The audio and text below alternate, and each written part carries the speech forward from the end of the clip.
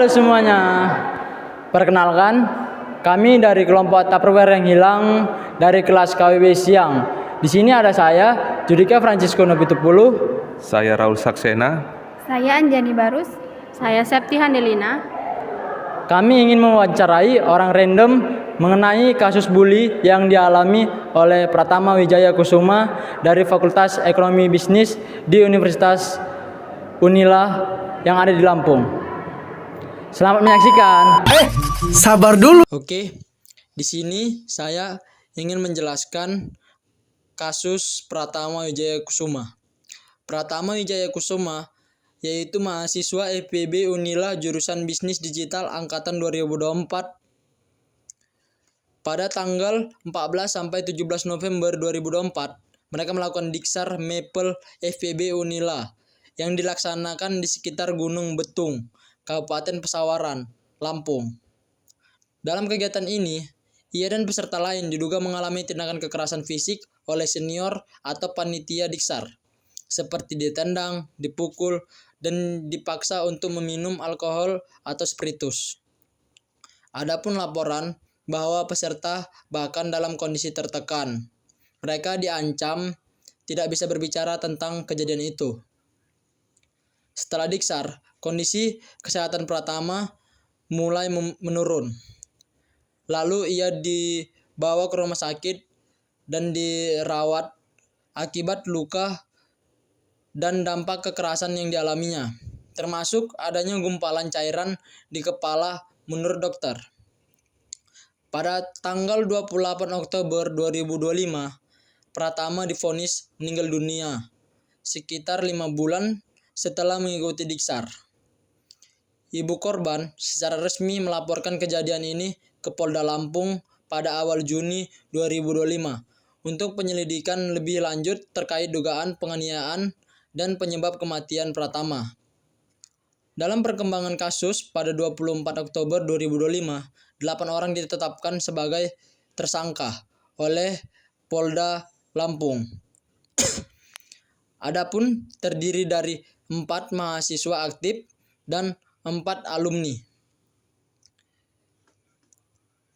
Adapun tanggapan dari universitas, mereka membekukan sementara Mapel FEB Unila.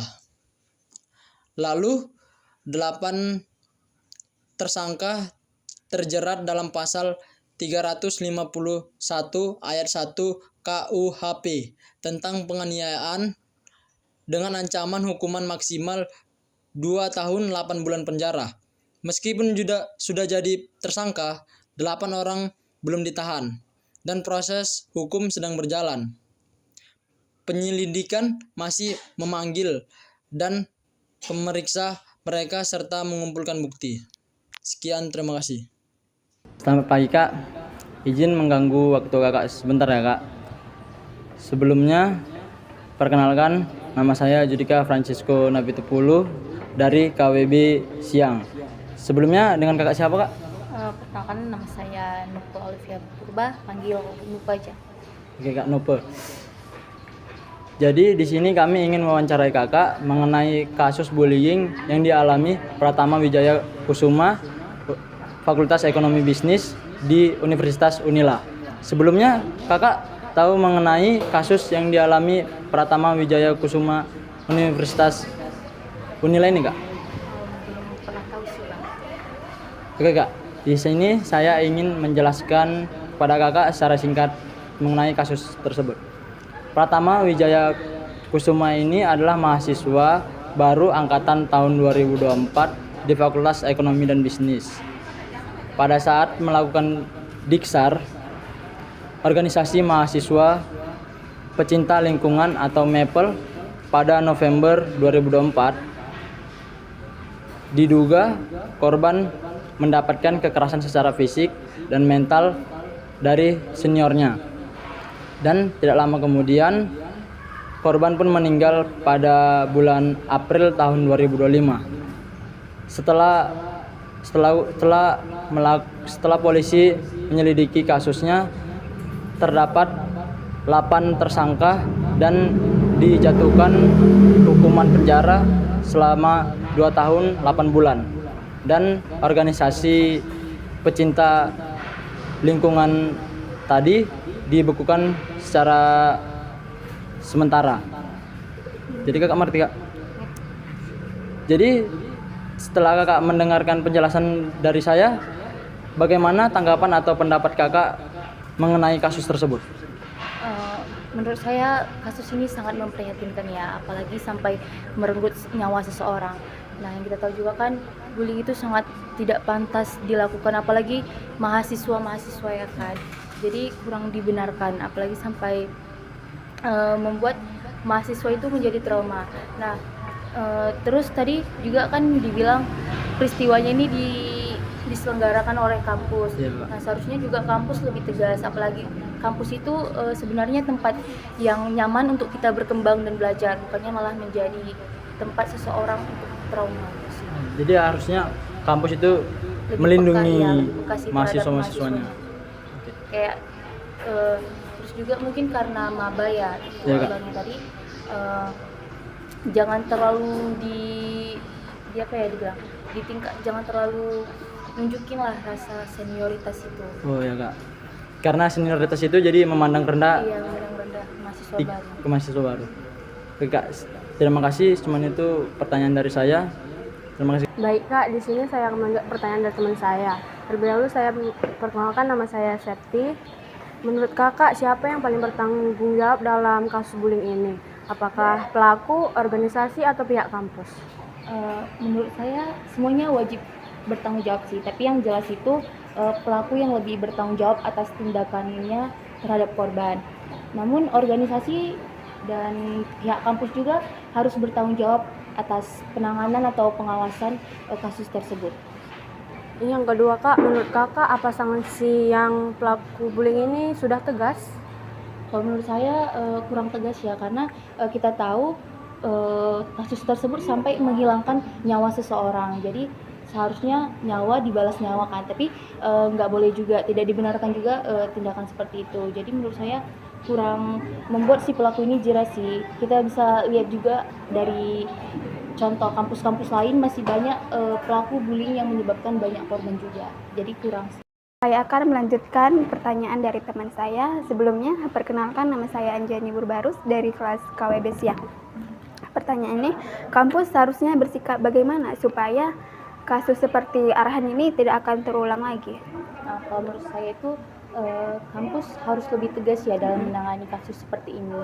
Bisa melakukan kayak seminar atau workshop tentang bullying agar menumbuhkan rasa empati terhadap mahasiswa, dan juga mungkin kampus bisa menghilangkan itu sih kayak rasa senioritas kepada mahasiswa-mahasiswa baru gitu.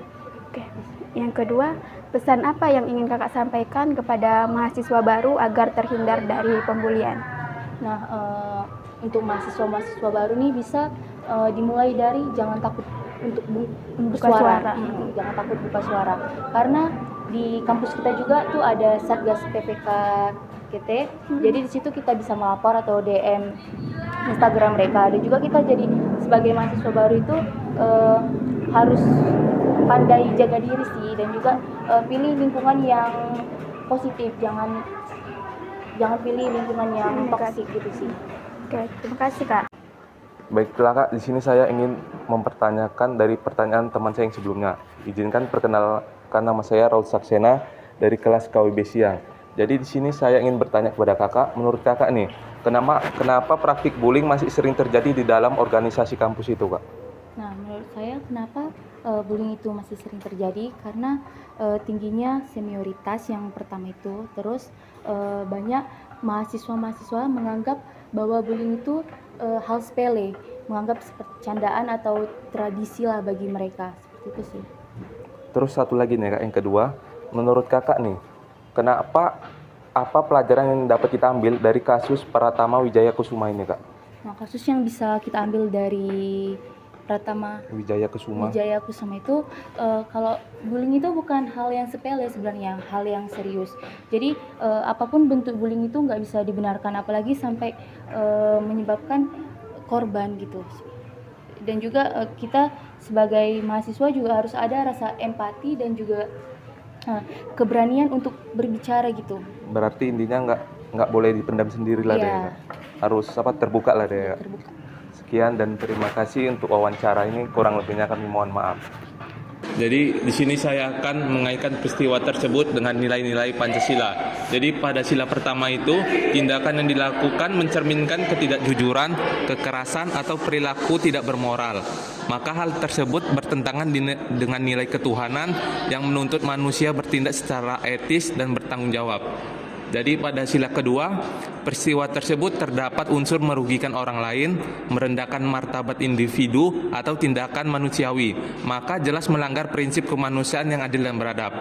Jadi pada sila ketiga, perilaku menyimpang di lingkungan kampus dapat memicu konflik, perpecahan, serta mencoreng nama baik institusi pendidikan, yang pada akhirnya melemahkan rasa persatuan di lingkungan akademik. Pada sila keempat, penanganan kasus ini seharusnya dilakukan melalui prosedur akademik, musyawarah, dan penegakan aturan kampus, bukan melalui tindakan sepihak atau emosional. Terus yang kelima itu, jika pelanggaran tidak ditangani secara adil dan transparan, maka akan menimbulkan ketidakpercayaan terhadap institusi pendidikan dan mencederai rasa keadilan di kalangan mahasiswa.